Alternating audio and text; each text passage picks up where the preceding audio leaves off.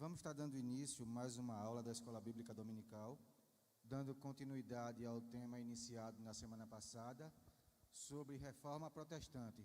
Hoje estaremos vendo os 5 solas da reforma. O que são os 5 solas? Qual foi o intuito de ter criado os 5 solas? O que significa sola? Uma vez que é sola, por que são 5? São tantas perguntas, né? Qual o sentido disto?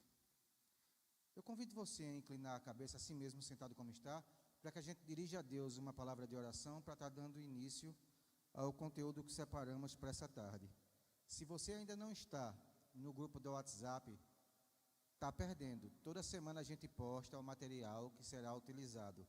Se quer participar e receber também, informa teu número após a aula. Eu ou Emerson estaremos adicionando você no grupo. Oremos juntos. Santo e eterno Pai, te louvamos pelo privilégio, Senhor, que nos dá de poder ler a tua palavra, Senhor. De viver, Pai, um tempo tão conturbado como esse, mas de ter o amparo que a tua palavra oferece. Visita, Pai, o coração de cada servo teu que aqui chegou e daqueles, Pai, que estarão assistindo o culto da Escola Bíblica através da internet. Que cada vez mais, Senhor, o desejo deles pela tua palavra seja contemplado pelas respostas que tu tens. Dá-nos, Pai, a tua vontade, para que a gente possa se portar, Senhor, de acordo a satisfazer a ti. Em nome de Jesus, Pai, nós te agradecemos.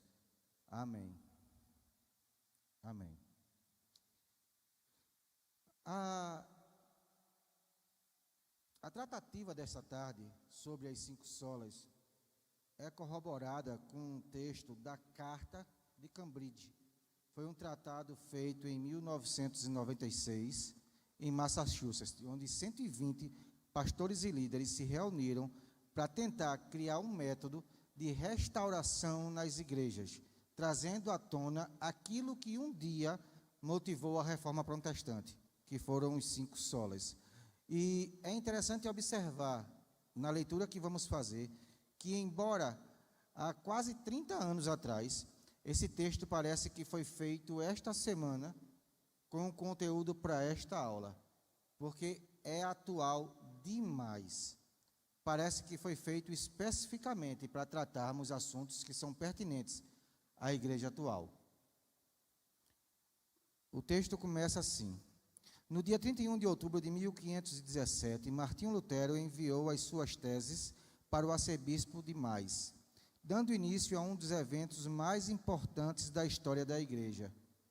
Quando Lutero afixou na porta do castelo de Wittenberg as famosas 95 teses, na véspera do dia de Todos os Santos, um movimento foi iniciado. É interessante a gente pensar, isso foi visto já semana passada, que quando Lutero ele levanta à tona esses seus pensamentos e cria 95 teses, ele não pensou em iniciar uma divisão na igreja, uma cisão ou um movimento de protesto. Ele queria argumentar, discutir, falar sobre os assuntos que o estavam incomodando. E não só a ele. Muita gente era incomodada pelos assuntos que Lutero escreveu suas teses. Dentre as suas situações de preocupação, ele tinha uma em especial. Se isso que tem acontecido na igreja chegar ao conhecimento do nosso líder, ele vai consertar tudo isso. Então ele tinha a crença de que aquilo era obscurecido da liderança da igreja, que todos aqueles fatos aconteciam sem o conhecimento do Papa, dos bispos e dos magistrados maiores. Então o bispo local, ele agia por conta própria, segundo o pensamento de Lutero. Então, talvez criando essa discussão sobre esse assunto, a gente leve ao conhecimento dos maiores o que está acontecendo de errado e a gente corrija o caminho que estamos tomando. Quando Lutero tem no seu coração esse desejo, me traz à mente a seguinte situação: a reforma reformou a instituição da igreja, ou ela teve a prerrogativa de reformar a minha vida como cristão? Se a reforma for da instituição, nada causará em minha vida. Mas se eu, como eclésia, como chamado para fora, sou reformado pela palavra, a instituição, através de nós, pode ter esperança. Porque hoje, apesar de termos diversas denominações, instituições e placas de igreja, a igreja continua sendo uma. Aos olhos de Deus, existe uma igreja. E Ele conhece aqueles que são seus. Então, que o texto da reforma traga para a minha vida o interesse de ser reformado e continuar me reformando para estar em comunhão com a vontade daquele que me formou. O texto de Romanos, capítulo 1, versículo 17, que diz que o justo viverá da fé, foi um texto que incomodou Lutero, a ponto dele contra-argumentar aquilo que estava sendo praticado pela igreja no período das trevas. Mas é interessante observar que hoje, tanto tempo depois, mais de 500 anos, parece que estamos novamente vivendo a época da igreja medieval. Hoje, muita gente se converte, entra no evangeliquez, querendo ser evangélico e fazer parte desse mundo gospel. Mas, de fato, se converteram e tiveram amor pela palavra? A gente vai ver textos como o texto de Apocalipse dizendo: lembra de onde caíste e volta ao primeiro amor. Como criar no coração de um ser um primeiro amor com toda essa movimentação que hoje, no período atual, a igreja vive? Então, resgatando aquilo que foi primordial na reforma, para a minha vida e para a vida de cada ser que serve ao Senhor, nós estaremos trazendo de volta a origem daquilo que motivou os reformadores um dia a dar um grito de basta e começar o movimento chamado Reforma Protestante. Os 5 solas não são exaustivos sobre as doutrinas, são basicamente os pilares da fé resgatada no século XVI. Se são 5, por que são solas? Uma vez que sola é uma palavra latina que significa unicamente ou somente. Se são únicos, por que são 5? Os 5 solas não existem como documento oficial da igreja, como são as confissões de credos, mas são um conjunto de crenças defendidas pelos cristãos. Os 5 solas na teologia. Um exemplo muito prático é que em 1517 Lutero cria um marco de protestar, de afixar na porta da igreja as suas teses. Em 1531, apenas 14 anos depois, sem internet, sem WhatsApp, sem nenhum tipo de propagação instantânea como hoje existe, aquilo que começou na Alemanha, começou na Suíça, começou na França e começou em outros locais.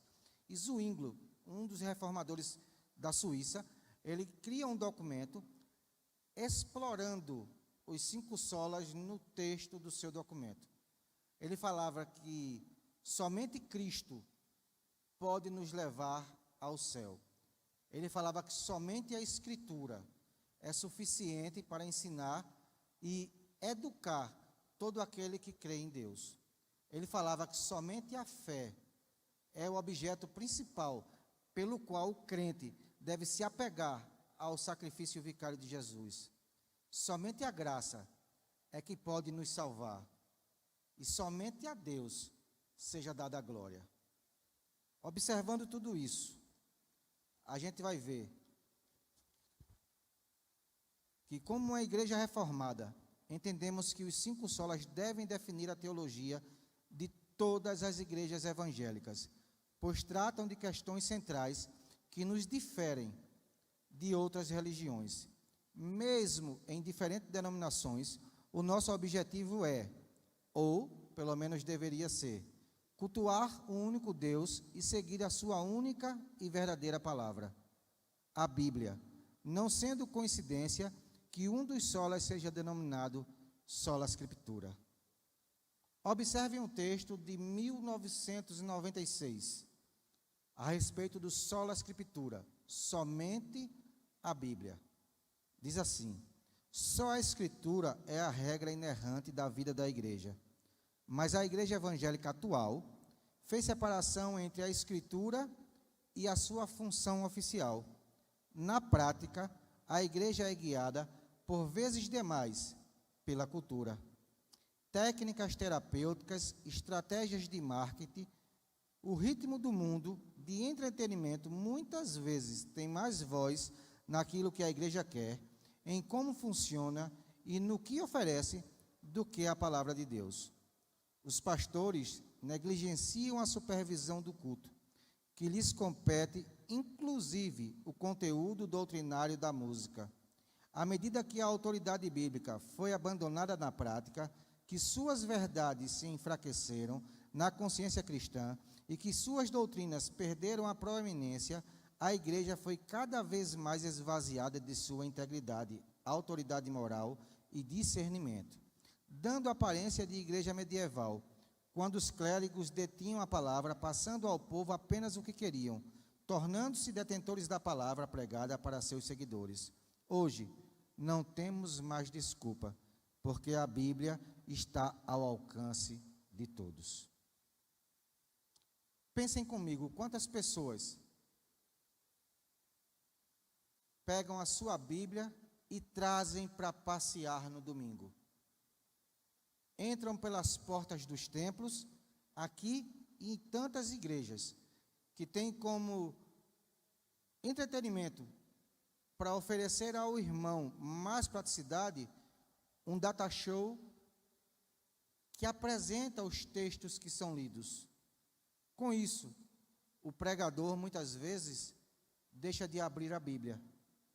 E os fiéis, por sua vez, também não abrem.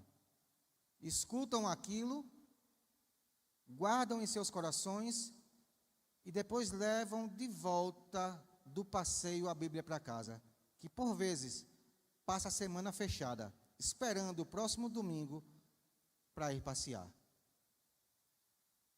Estamos negligenciando algo muito precioso em nossas vidas. Em pleno 2023, estamos parecendo que vivemos no período das trevas e que somos a igreja medieval.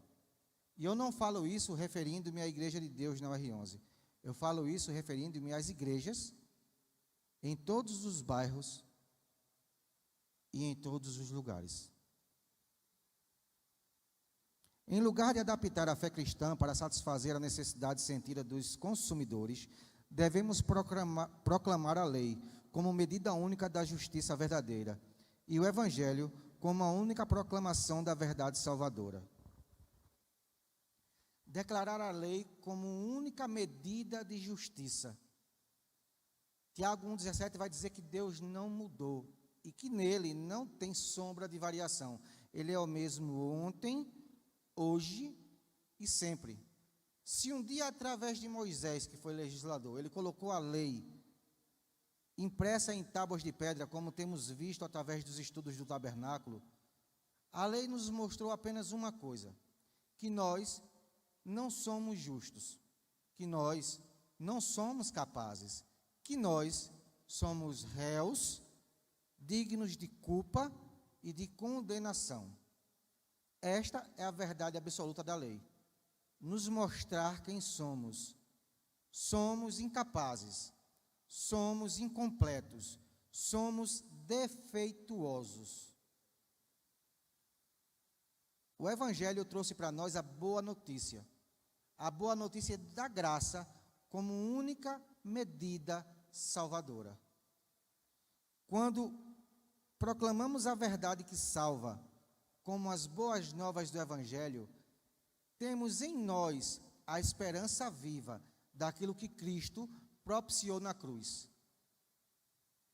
A lei nos mostra que não somos capazes, e o Evangelho nos mostra que ainda há uma esperança, Jesus Cristo. Isso está contido na Bíblia, e se não usamos a Bíblia para mostrar ao pecador que de fato ele é pecador, ele vai entrar nessas portas e vai muitas vezes proclamar-se cristão, porque o amigo, a amiga, o coleguinha, a coleguinha, ou alguém que acha que isso é moda, é. Quantas pessoas têm se convertido e quantas pessoas têm interesse em escola bíblica dominical? Quantas pessoas se proclamam evangélicas hoje, mas não querem o evangelho dentro dos seus corações? Porque somente a escola bíblica dominical nos liberta da ignorância. A Bíblia vai dizer que conheceremos a verdade e a verdade nos libertará. Mas como conhecer, se em nós não brota a semente do interesse pela palavra? Precisamos resgatar em nós o desejo de conhecer a palavra, porque só a Escritura é suficiente para nos mostrar quem de fato somos. A Escritura deve nos levar além das nossas necessidades percebidas, para nossas necessidades reais, e libertar-nos do hábito de nos enxergar por meio das imagens sedutoras, clichês, promessas e prioridades da cultura massificada. É só à luz da verdade de Deus que nós nos entendemos corretamente e abrimos os olhos para a provisão de Deus e para a nossa sociedade. A Bíblia, portanto, precisa ser ensinada e pregada na igreja. Os sermões precisam ter exposições da Bíblia e de seu ensino, não a expressão da opinião ou de ideias de época. Não devemos aceitar menos que aquilo que Deus nos tem dado.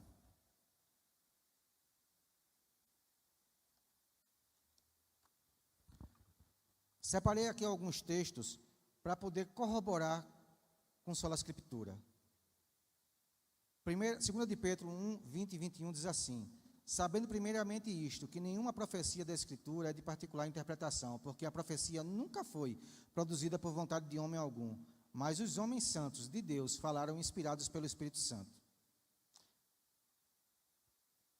Toda a Escritura é inspirada por Deus e útil para o ensino, para a repreensão, para a correção e educação na justiça. 2 Timóteo 3,16.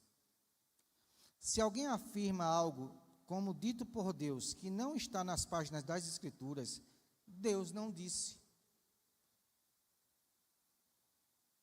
Ainda que nós mesmos, ou um anjo vindo dos céus, vos anuncie outro evangelho, além do que já vos tenho anunciado, seja maldito.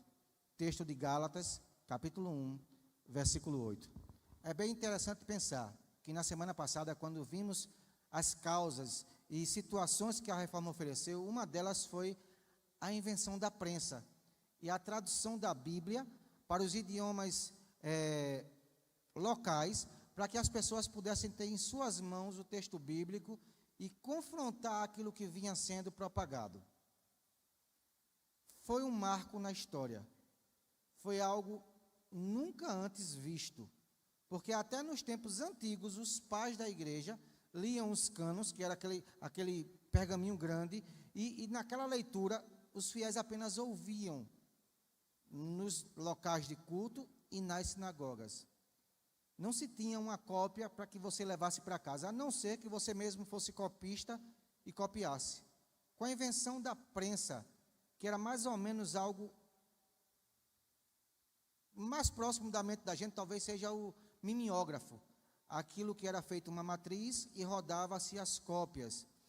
Não era do tipo de mimeógrafo, mas era assim, eles se faziam uma matriz, se colocavam as letras, como se fosse um carimbo, carimbavam outras páginas para fazer as cópias.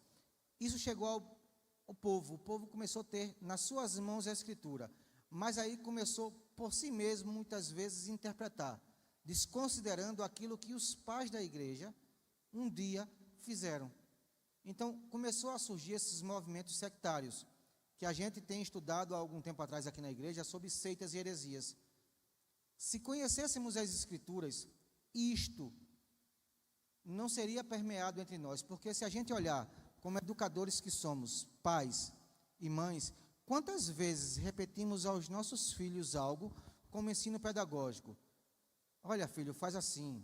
Olha, filho, faz assim. Olha, filho, faz assim.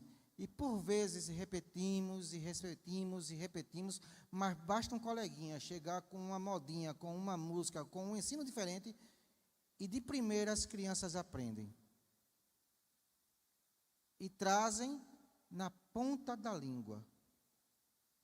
Como crianças apresentadas ao Evangelho, à Bíblia, fomos também enganados. Porque se esse texto de Gálatas 1:8 tem de fato encontrado raiz nos corações, tantos e tantos movimentos não haveriam surgido. Alguém que tem uma visão no milharal, de um anjo que fala consigo mesmo, que diz que Jesus não é Deus, que Jesus é um Deus menor, e ali começa a se propagar.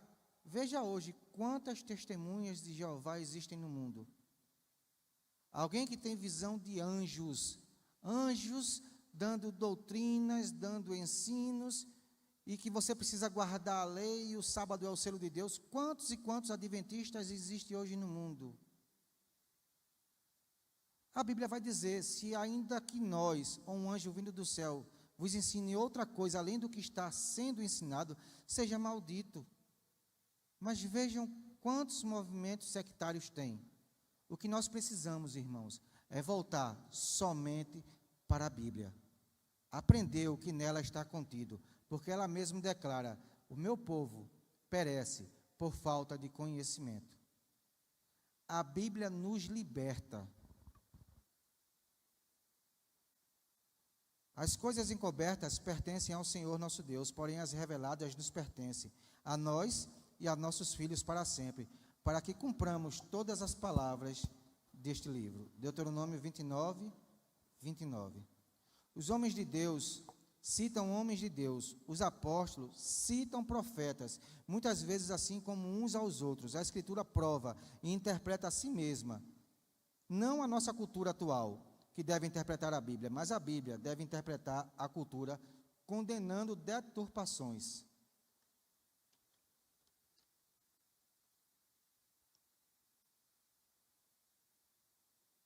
Precisamos meditar e aprender as Escrituras, não apenas para crescer em conhecimento e entender a vontade de Deus, mas para defender para as nossas vidas a vontade de Deus. Reafirmamos que a Escritura é inerrante como fonte única de revelação divina, escrita única para constranger a consciência. A Bíblia sozinha ensina tudo o que é necessário para a nossa salvação do pecado, e é o padrão pelo qual todo comportamento cristão deve ser avaliado. Negamos que qualquer credo, concílio ou indivíduo possa constranger a consciência de um crente, que o Espírito Santo fale independentemente de ou contrariando o que está exposto na Bíblia, ou que a experiência pessoal possa ser veículo de revelação. Se é uma profecia, se é algo espiritual, tem que estar na Bíblia. Se não está na Bíblia, chuta que é laço, irmão. Isso é anátema, como Paulo mesmo declarou. Ao meditar nas Escrituras, entenderemos que todas as verdades contidas ali podem ser resumidas em uma mensagem: Cristo morreu pelos pecadores, sendo este o segundo solo Christus, somente Cristo. Cristo é o único. À medida que a fé evangélica se secularizou, seus interesses se confundiram com os da cultura.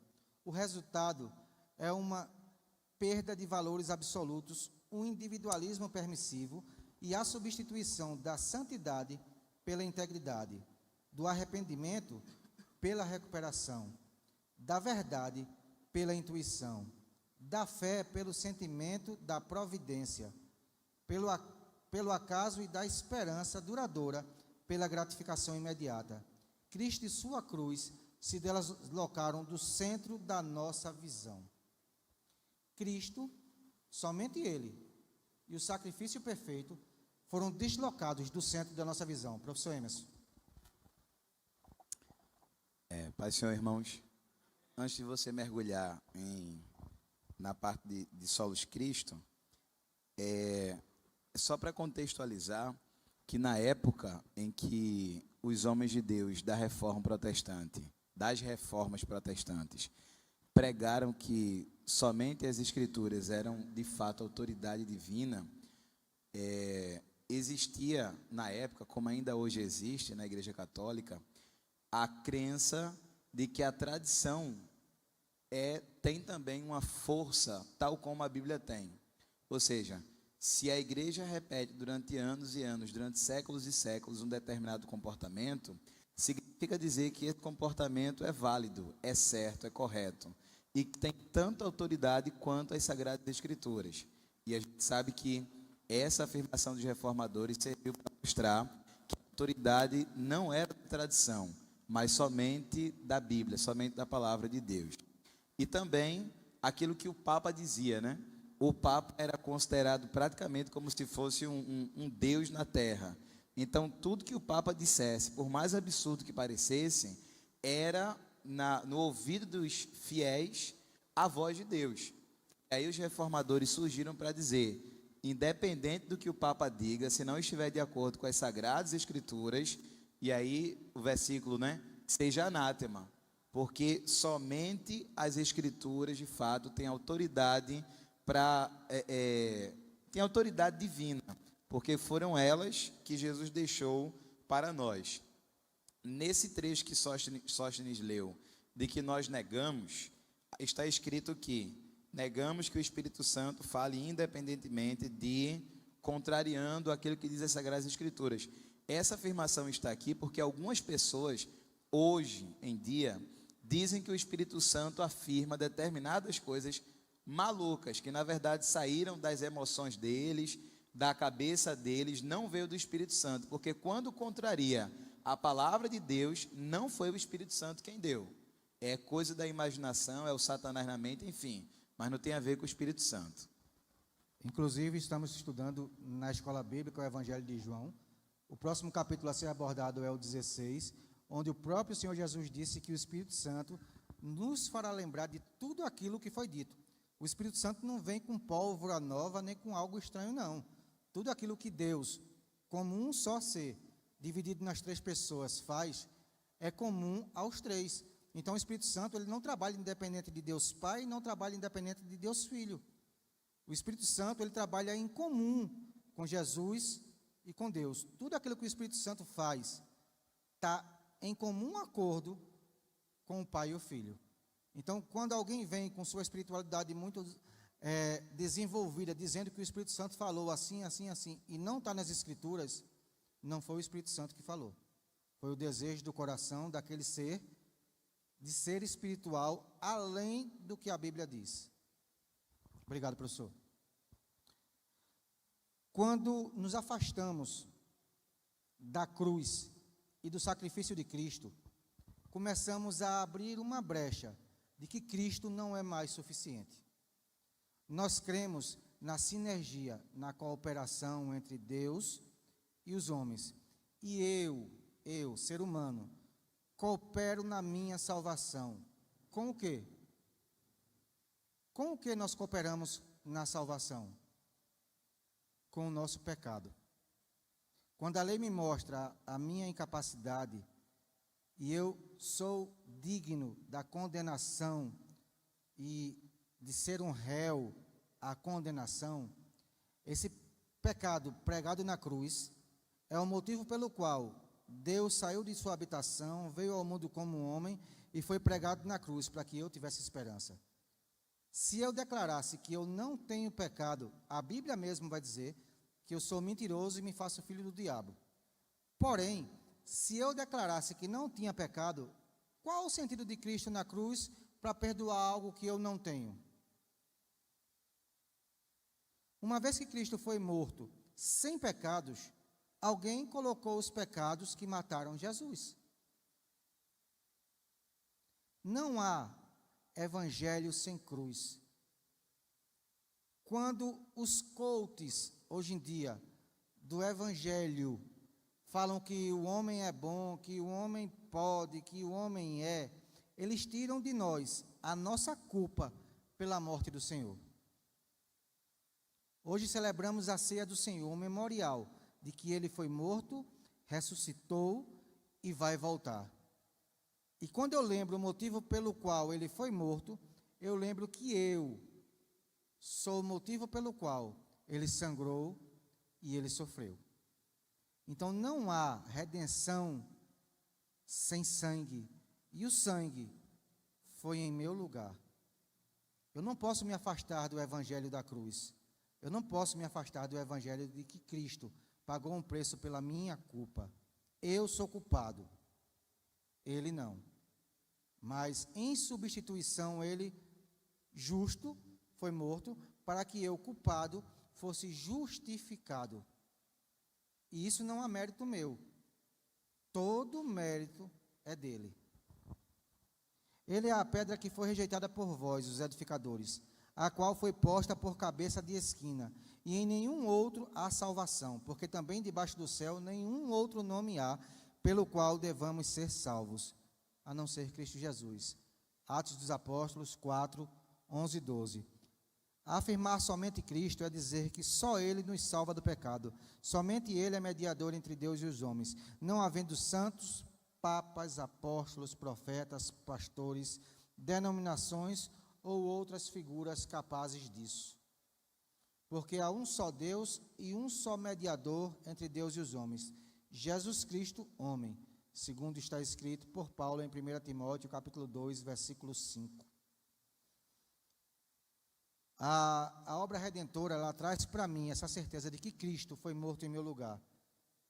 O texto de Romanos capítulo 3, 23 e 24 diz assim: todos pecaram e destituídos estão da glória de Deus, sendo justificados gratuitamente pela sua graça, pela redenção que há em Cristo Jesus. Por que Cristo precisou morrer? Deus é justo e santo, por isso, para saciar sua ira, era preciso um sacrifício perfeito, com uma humanidade manchada pelo pecado, e um Deus amoroso para com seu povo. Somente Deus é puro e santo e poderia fazer tal ato. Mas como aquele que é santo vos chamou, sede vós também santos em toda a vossa maneira de viver. 1 de Pedro, capítulo 1, versículo 15. Reafirmamos que nossa salvação é realizada unicamente pela obra mediatória do Cristo histórico. Sua vida sem pecado e sua expiação por si só são suficientes para nossa justificação e reconciliação com o Pai. Negamos que o Evangelho esteja sendo pregado se a obra substitutiva de Cristo não estiver sendo declarada e a fé em Cristo e sua obra não estiver sendo invocada. Sola gratia é a terceira sola. Vai falar, filho? A confiança desmerecida na capacidade humana é um produto da natureza humana decaída. Esta falsa confiança enche hoje o mundo evangélico, desde o evangelho da autoestima até o evangelho da saúde e o da prosperidade, desde aqueles que já transformaram o evangelho num produto vendável e os pecadores em consumidores, e aqueles que tratam a fé cristã como verdadeira simplesmente porque funciona. Isso faz calar a doutrina da justificação. A despeito dos compromissos oficiais de nossas igrejas, a graça de Deus em Cristo não só é necessária, como é a única causa eficaz da salvação. Confessamos que os seres humanos nascem espiritualmente mortos e nem mesmo são capazes de cooperar com a graça regeneradora. Porque pela graça sois salvos por meio da fé, e isto não vem de vós, é dom de Deus. Não vem das obras, para que ninguém possa se gloriar. Efésios 2, 8 e 9. Somente a graça é capaz de nos conceder a salvação. Mas o que é graça?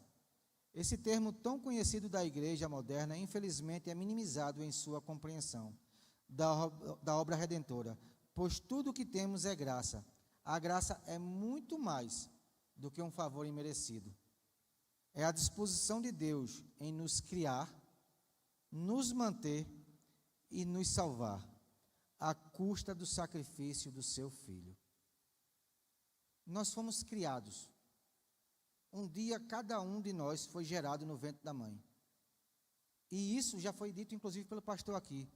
Isso foi uma corrida insana, aonde você, por meio da graça, alcançou o óvulo e foi fecundado.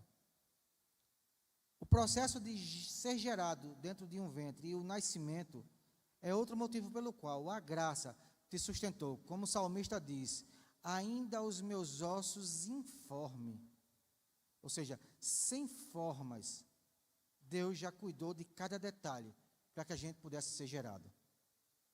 E hoje, declaramos ao mundo que não fazemos o que queremos, mas aquilo que Deus quer. A graça nos alcançou, porque fomos formados no mundo de pecados.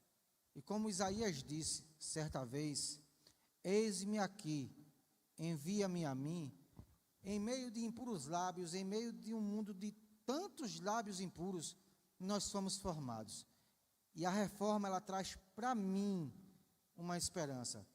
A reforma não é para reformar a denominação X ou denominação Y. A reforma, ela tem o intuito de reformar a eclésia que eu sou, para que eu, reformado, junto a você, possamos reformar a denominação na qual pertencemos. Nós somos a igreja que precisa ser reformada para que o Espírito Santo tenha a liberdade de habitar. Somente a graça é capaz de nos conceder a salvação. Entender a graça salvadora é entender que se não fosse por Cristo, nós não poderíamos existir. Se não fosse sua salvação, só restaria a ira de Deus sobre nós. Reafirmamos que, na salvação, somos resgatados da ira de Deus, unicamente pela sua graça. A obra sobrenatural do Espírito Santo é que nos leva a Cristo, soltando-nos de nossa servidão ao pecado e erguendo-nos da morte espiritual à vida espiritual. Negamos que a salvação seja em qualquer sentido obra humana. Os métodos, técnicas ou estratégias humanas por si só não podem realizar essa transformação. A fé não é produzida pela nossa natureza não regenerada. Algum comentário sobre a graça? Professor?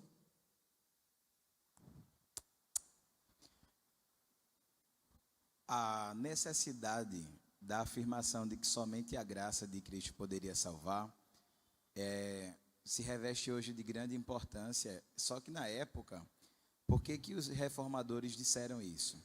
Porque a Igreja Católica tem as penitências, ou melhor, tem os 7 sacramentos. Batismo, quando a pessoa ainda é criança, depois tem a chamada confirmação, que é a Eucaristia, e aí vão se desenrolando os sacramentos. E tem um sacramento que é a questão da confissão e da penitência. Aí o que é que os católicos faziam?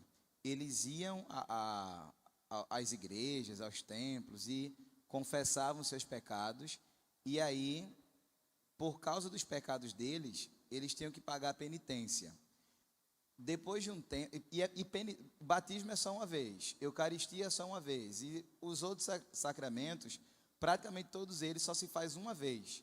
Só que essa questão da penitência se fazia de maneira recorrente. Então a pessoa pecava, tem que fazer penitência, pecava, tem que fazer penitência. Aí uma forma que a Igreja Católica achou de ganhar dinheiro e fazer com que as pessoas não pagassem tantas penitências foi a comercialização das indulgências. Então as indulgências surgem por causa, sobretudo, dessa questão, para que as pessoas não precisassem pagar penitência. Ao invés de pagar penitência, para ter os seus pecados perdoados por meio da autoflagelação, por exemplo, porque eles se autoflagelavam, subiam escadas de joelhos, sangravam e não sei o que, enfim, era aquele negócio amargoso. Aí a solução que a igreja achou foi vender indulgência. Então, se você não quer pagar penitência, então compre a indulgência. Foi isso que fez com que a Igreja Católica enriquecesse muito, inclusive o grande templo que está lá no Vaticano, que é a Catedral de São Pedro, foi construída, sobretudo, com o dinheiro das indulgências que eram cobradas dos fiéis na Europa de uma maneira mais geral. Então, se compra-se a salvação, logo não precisa se pagar a indulgência. Se vocês forem tendo algum tipo de dúvida, é só levantar a mão. Nós estamos aqui para atender aquilo que for necessário para vocês. O quarto sola, sola fide, ou somente a fé. A justificação é somente pela graça, somente por intermédio da fé, somente por causa de Cristo. Este é o artigo pelo qual a igreja se sustenta ou cai. É um artigo muitas vezes ignorado, distorcido ou por vezes até negado por líderes. Estudiosos e pastores que professam ser evangélicos, embora com a natureza humana decaída, sempre tenham recuado de professar sua necessidade da justiça imputada de Cristo. A modernidade alimenta as chamas desse descontentamento com o evangelho bíblico. Já permitimos que esse descontentamento dite a natureza de nosso ministério e o conteúdo de nossa pregação. Muitas pessoas ligadas ao movimento do crescimento da igreja acreditam que um entendimento sociológico daqueles que vêm assistir aos cultos é tão importante para o êxito do evangelho como é o da verdade bíblica proclamada. Como resultado, as convicções teológicas frequentemente desaparecem, divorciadas do trabalho do ministério. A orientação publicitária de marketing em muitas igrejas leva isso mais adiante, apegando-se à distinção entre a palavra bíblica e o mundo, roubando da cruz de Cristo a sua ofensa e reduzindo a fé cristã aos princípios e métodos que oferecem sucesso às empresas seculares. Embora não possam crer na teologia da cruz, esses movimentos, na verdade, estão esvaziando-a de seu conteúdo. Não existe evangelho a não ser o da substituição de Cristo em nosso lugar, pelo qual Deus lhe imputou o nosso pecado e nos imputou a sua justiça, por ele ter levado sobre si a punição de nossa culpa. Nós agora andamos na sua graça como aqueles que são para sempre perdoados, aceitos e adotados como filhos de Deus. Não há base para nossa aceitação diante de Deus, a não ser na obra salvífica de Cristo. A base não é nosso patriotismo, devoção à igreja ou probidade moral. O Evangelho declara o que Deus fez por nós em Cristo, não é sobre o que nós podemos fazer para alcançar a Deus. Declarar somente a fé é dizer que não há outra coisa que nos leve a crer verdadeiramente em Cristo, a não ser a fé gerada pelo Espírito Santo. Sabendo que o homem não é justificado pelas obras da lei, mas pela fé em Jesus Cristo, temos também crido em Jesus Cristo para sermos justificados pela fé de Cristo, e não pelas obras da lei, porquanto pelas obras da lei nenhuma carne será justificada. Gálatas 2,16.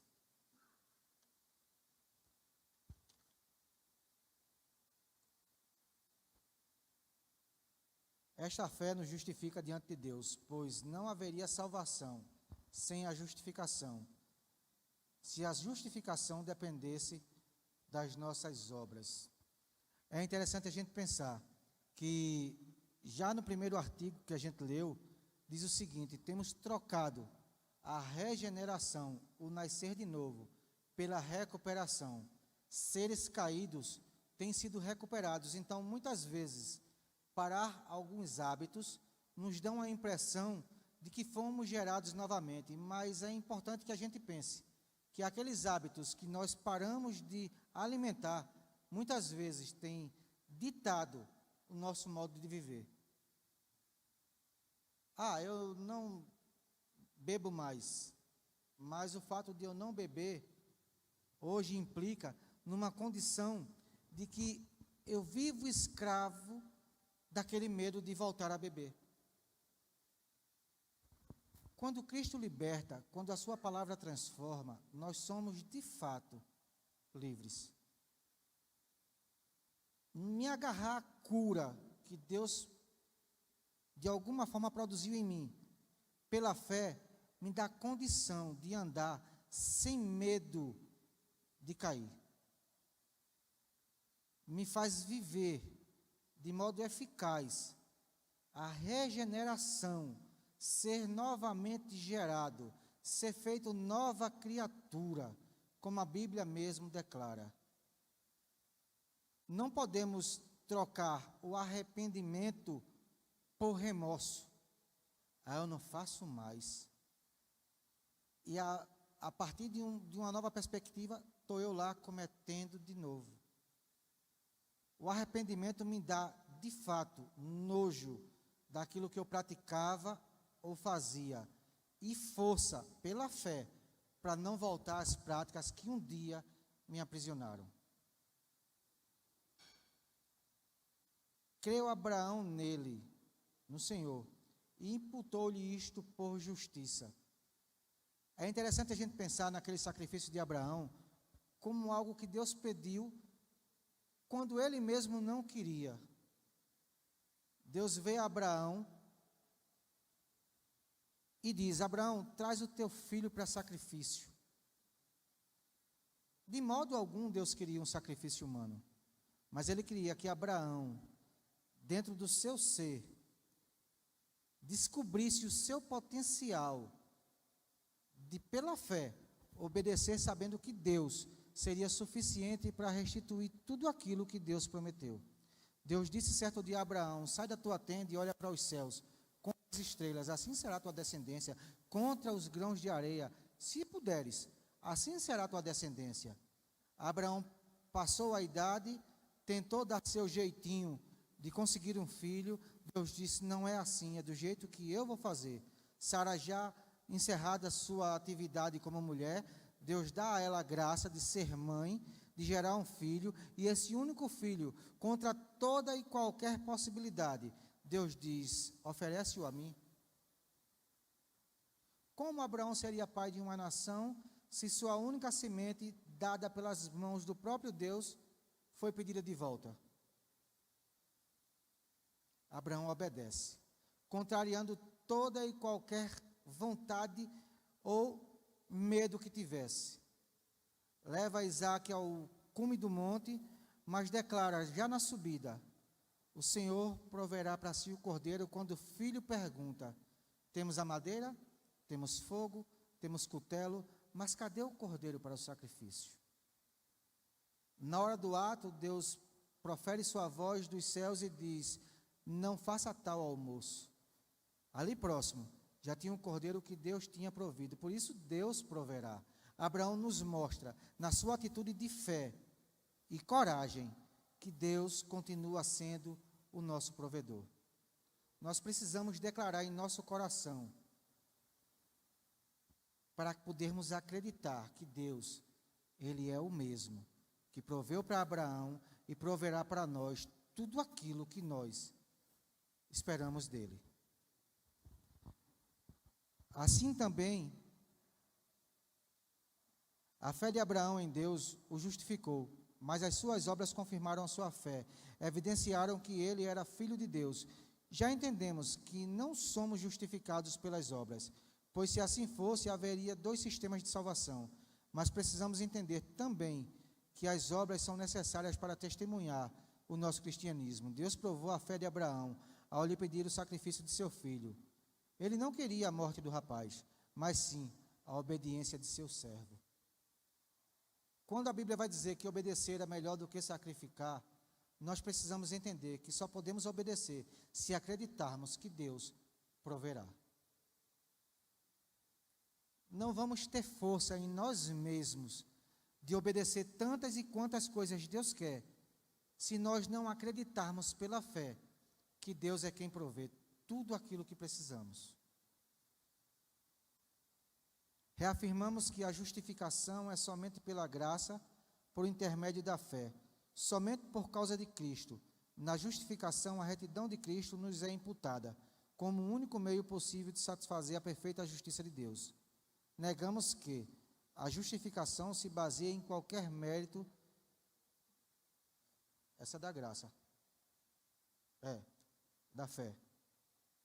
Que a justificação se baseia em qualquer mérito que em nós possa ser achado, ou com base numa infusão da justiça de Cristo em nós, ou que uma instituição, seja ela qual for, inclusive a católica, que reivindique ser igreja, mas negue ou condene somente a fé, sola fide, possa ser reconhecida como igreja legítima.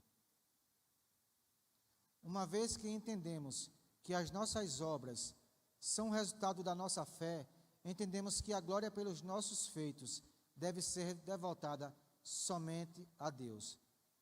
Vamos passar para só lhe Deus glória. Algum comentário, Emerson? Ou alguém mais? Só lhe deu glória. Onde quer que na igreja se tenha perdido a autoridade da Bíblia, onde Cristo tenha sido colocado de lado, o Evangelho tenha sido distorcido ou a fé pervertida, sempre foi por uma mesma razão. Nossos interesses substituíram os de Deus e nós estamos fazendo o trabalho dele ao nosso modo. A perda da centralidade de Deus na vida da igreja de hoje é comum e lamentável. É essa perda que nos permite transformar o culto em entretenimento, a pregação do Evangelho em marketing, o crer em técnica e o ser bom em sentir-nos bem, a fidelidade em ser bem-sucedido. Como resultado, Deus, Cristo e a Bíblia vêm significando muito pouco para nós e têm um peso irrelevante sobre nós. Deus não existe para satisfazer as ambições humanas, os desejos, os apetites de consumo ou nossos interesses espirituais particulares. Precisamos nos focalizar em Deus, em nossa adoração e não em satisfazer nossas próprias necessidades. Deus é soberano no culto, não nós. Nossa preocupação precisa estar no reino de Deus, não em nossos próprios impérios, popularidade ou êxito. Porque dele, por ele e para ele são todas as coisas. Glória, pois, a ele eternamente. Amém.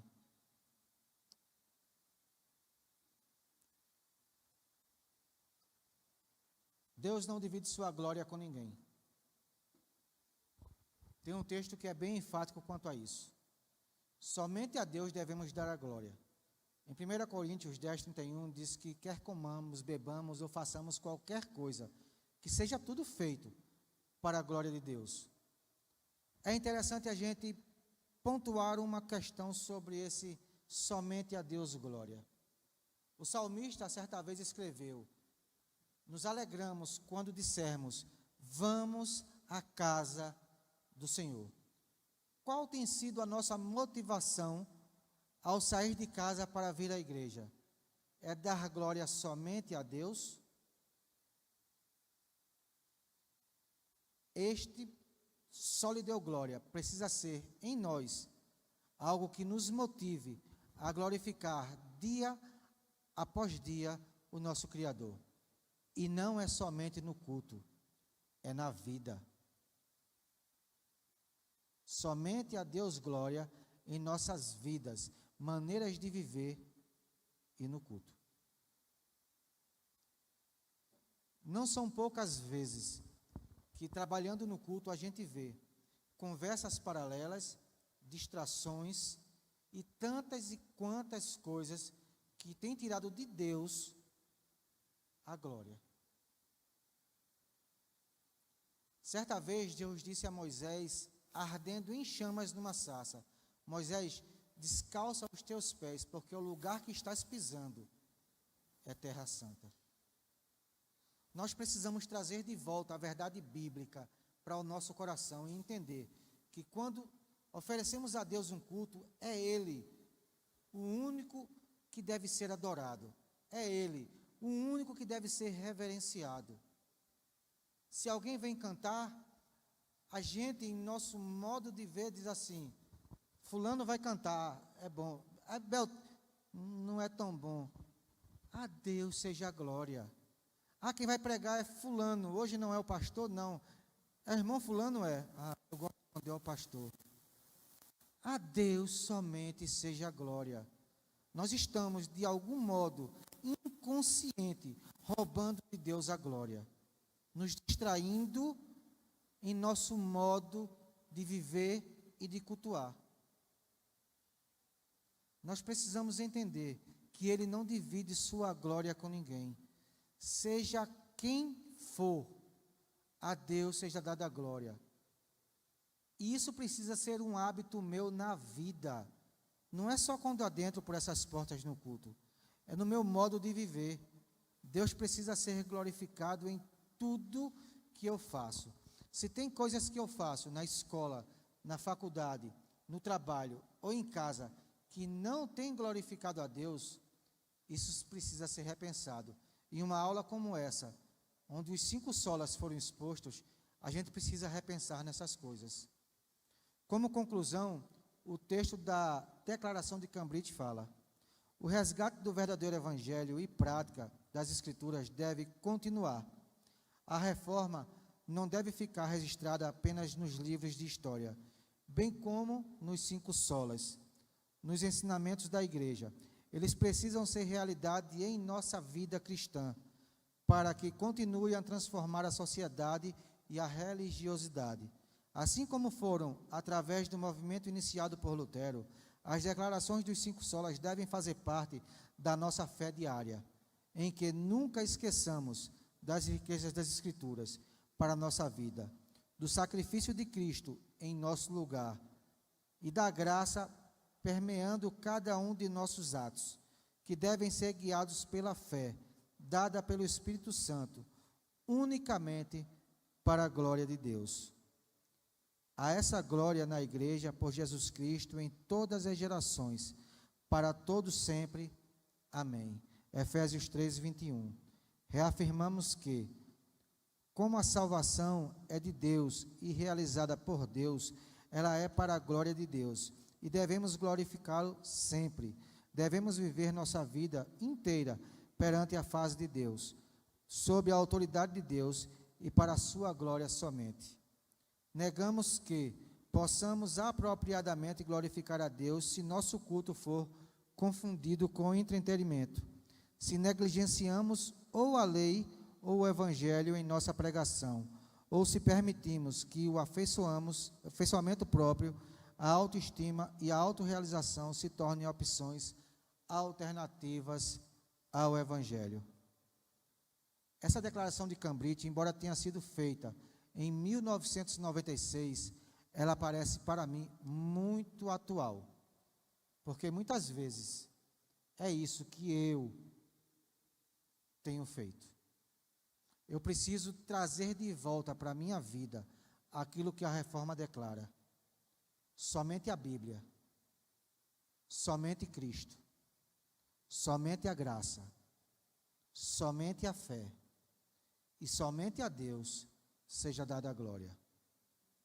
Vimos os 5 solas da reforma protestante. Abro a oportunidade para que alguém faça um comentário, se assim queira. Levanta a mão que a gente leva o microfone.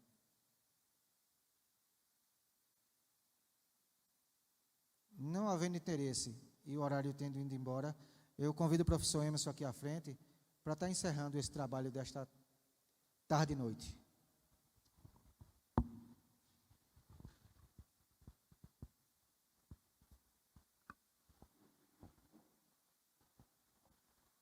Vamos orar, irmãos. Fiquem em pé, por favor.